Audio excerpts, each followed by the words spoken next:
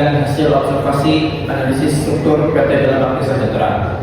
Saya Fauzan Nabila sekarang sebagai moderator. Saya Nenek Harum. Saya Nila Zahra. Saya Widya Nurul Akidah.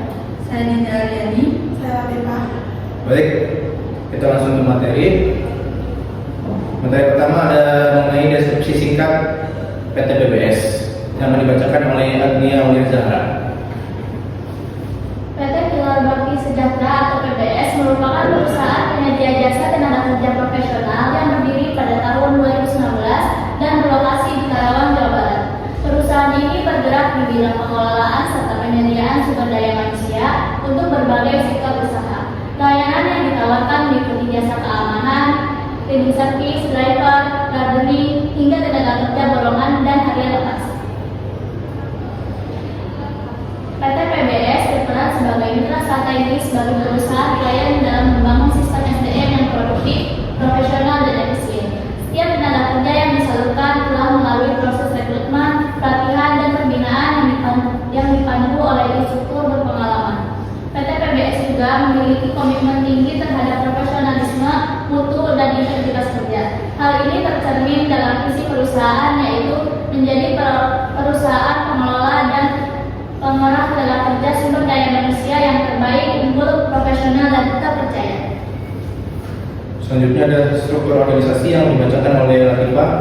Struktur organisasi terdiri dari ada komisaris, direktur, ada legal korporat, advisor, HR, MDA, manager, ada korlap, ada dua korlapnya, operasional dan umum. Berdasarkan hasil observasi, PT Pilar Bakti Sejahtera atau PBS menerapkan struktur organisasi fungsional, yaitu pembagian kerja berdasarkan bidang keahlian seperti SDM, operasional, keuangan, serta pelatihan dan rekrutmen tenaga kerja. Setiap bagian memiliki penanggung jawab yang melapor langsung kepada direktur utama. Struktur ini membuat tugas dan tanggung jawab tiap bagian jelas serta saling mendukung. Misalnya bagian SDM mengelola administrasi karyawan, sedangkan bagian operasional mengatur penempatan tenaga kerja di lokasi klien. Selanjutnya ada alasan pemilihan struktur organisasi. Yang pertama, sesuai dengan karakteristik perusahaan. Penetapan struktur fungsional memudahkan pengelolaan SDM dengan jumlah besar karena setiap bagian memiliki tugas yang jelas dan terarah. Yang kedua, efisien dan spesialisasi kerja. Dengan pembagian kerja berdasarkan fungsi, setiap bagian fokus pada bidangnya masing-masing. Sistem ini membuat pekerjaan lebih efisien dan terhindar dari tumpang tindih tanggung jawab. Yang ketiga, ada memudahkan pengawasan dan evaluasi. Berdasarkan hasil observasi, setiap kepala bagian melakukan laporan rutin kepada direktur utama. Proses pelaporan dan evaluasi dilakukan secara berkala. Yang keempat, menjaga kualitas dan konsistensi layanan. Dengan adanya pembagian fungsi yang jelas, setiap bagian bekerja berdasarkan prosedur operasional standar (SOP), sehingga hasil kerja tetap konsisten dan profesional. Selanjutnya ada cara struktur fungsional mendukung tujuan organisasi yang dibacakan oleh Widya. Cara struktur fungsional mendukung tujuan organisasi. 1. Meningkatkan profesionalisme tenaga kerja. Pembagian fungsi yang satu membuat setiap bagian dapat fokusnya mengembangkan kemampuan dan tanggung jawabnya. Proses pelatihan yang dilakukan secara rutin juga membantu meningkatkan kompetensi tenaga kerja sebelum mereka ditempatkan di perusahaan klien. Kedua, efisiensi dalam operasional. Setiap bagian memiliki peran spesifik yang saling terhubung. Bagian operasional bekerja sama dengan bagian SDM dan pelatihan untuk memastikan tenaga kerja yang dikirim sesuai kebutuhan klien sehingga kegiatan operasional berjalan lancar dan tepat sasaran. 3. Pengambilan keputusan yang cepat. Jalur koordinasi vertikal antara pimpinan dan masing-masing bagian membuat komunikasi lebih efektif. Keputusan penting tetap diambil oleh direktur utama, namun pelaksanaannya diserahkan kepada kepala bagian sesuai bidangnya. Keempat, konsisten pelayanan kepada klien. Struktur ini memungkinkan perusahaan menjaga kepercayaan mitra kerja karena setiap bagian memiliki tanggung jawab jelas dalam menjamin mutu dan ketepatan layanan. Selanjutnya, analisis hierarki organisasi. Berdasarkan hasil observasi yang dilakukan di PT Pilar Bakti Sejahtera atau PBS, perusahaan ini menerapkan struktur organisasi fungsional dengan susunan jabatan yang bersifat hierarkis. Pembagian kerja dilakukan berdasarkan bidang keahlian masing-masing, namun tetap terdapat jenjang wewenang yang jelas dari tingkat pimpinan hingga pelaksana di lapangan. Susunan organisasi dimulai dari komisaris, kemudian direktur, dan di bawahnya terdapat bagian legal, corporate advisor, dan manajer, serta unit pelaksana seperti koordinator lapangan, pelak, operasional, dan umum. Selanjutnya ada pengaruh hierarki terhadap pengambilan keputusan yang dibacakan oleh Dinda.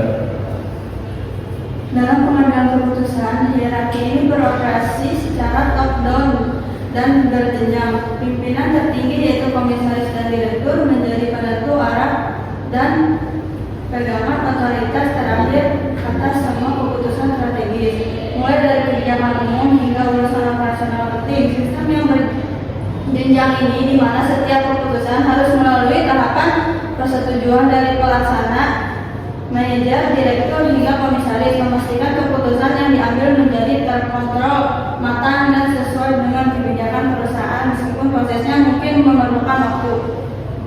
Alur komunikasi dan koordinasi antar unit. Struktur hierarki PT PBS menciptakan alur komunikasi dan tanggung jawab yang jelas baik secara vertikal maupun horizontal. Secara vertikal, instruksi mengalir dari pimpinan ke pelaksana dengan HR dan GE manajer sebagai penghubung utama antara strategi dan pelaksanaan operasional. Secara horizontal, koordinasi dilakukan antar bagian fungsional seperti HR dan GE dengan operasional atau legal corporate. Pola koordinasi yang terarah ini menjaga kedisiplinan, konsistensi, mutu layanan, dan efisiensi kerja sehingga perusahaan bergerak sebagai satu kesatuan terpadu dengan kontrol kualitas yang baik. Selanjutnya ada evaluasi tingkat desentralisasi dalam pengambilan keputusan yang akan dibacakan oleh Ani.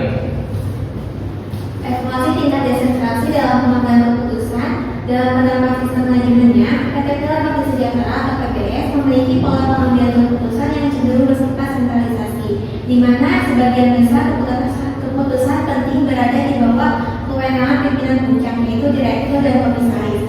Hal ini terlihat dari proses pelaksanaan kegiatan yang selalu mengacu pada instruksi dan persetujuan langsung dari manajemen pusat sebelum dijalankan oleh bagian atau unit di bawahnya. Meskipun demikian, bentuk sentralisasi yang diterapkan tidak sepenuhnya kaku. Pimpinan perusahaan tetap memberikan ruang koordinasi dan pelimpahan wewenang terbatas kepada beberapa posisi seperti HR dan GE, manajer, dan koordinator lapangan, terutama dalam hal yang bersifat operasional sehari-hari. Selanjutnya ada contohnya, HR dan GE manajer memiliki kewenangan untuk mengatur jadwal pelatihan tenaga kerja, melakukan seleksi administrasi awal, dan melakukan pembinaan di lapangan tanpa harus menunggu keputusan langsung dari direktur. Pola seperti ini menunjukkan bahwa PT PBS menerapkan sentralisasi modern, di mana keputusan strategis tetap dipusatkan di manajemen atas, sementara keputusan operasional yang bersifat teknis dapat dijalankan oleh unit bawah dan batasan tertentu. Selanjutnya ada dampak tingkat desentralisasi terhadap fleksibilitas dan responsivitas organisasi. Dampak sistem ini membuat proses kerja lebih terkontrol dan konsisten dengan kebijakan perusahaan, serta meminimalkan risiko kesalahan karena kegiatan dipantau langsung oleh pimpinan. Namun pengambilan keputusan memerlukan waktu lebih lama karena melalui tahapan persetujuan berjenjang. Untuk menjaga responsivitas dan fleksibilitas, perusahaan mengadakan rapat koordinasi rutin antara direktur, HR, dan manajer dan bagian operasional agar keputusan cepat tanpa mengurangi pengawasan. Pola komunikasi dua arah membantu memahami kebijakan dan memperlancar kegiatan di lapangan. Secara keseluruhan, tingkat desentralisasi PTPBS tergolong sedang. Keputusan penting tetap di pusat, tapi unit di bawah diberi ruang inisiatif agar seimbang antara pengendalian dan efektivitas kerja. Jadi kesimpulannya, PT Pilar Bakti Sejahtera menerapkan struktur organisasi fungsional dengan kembali bekerja berdasarkan keahlian sehingga koordinasi dan pengawasan berjalan efektif. Sistem ini meningkatkan efisiensi kerja dan kualitas pelayanan kepada klien. Adapun saran sebagai berikut: yang pertama, perkuat komunikasi dua arah antara pimpinan pelaksana agar keputusan lebih cepat tanpa mengurangi pengawasan. Yang kedua, berikan wewenang tambahan kepada manajer bidang tertentu, khususnya HR dan BA, untuk mempercepat proses operasional rutin. Yang ketiga, lakukan evaluasi struktur organisasi secara berkala agar pembagian tugas tetap relevan dengan perkembangan kebutuhan dan dinamika tenaga kerja.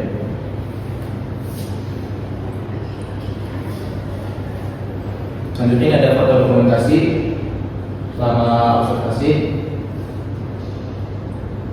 Sekian, terima kasih. Dari kelompok 4. Wassalamualaikum warahmatullahi wabarakatuh.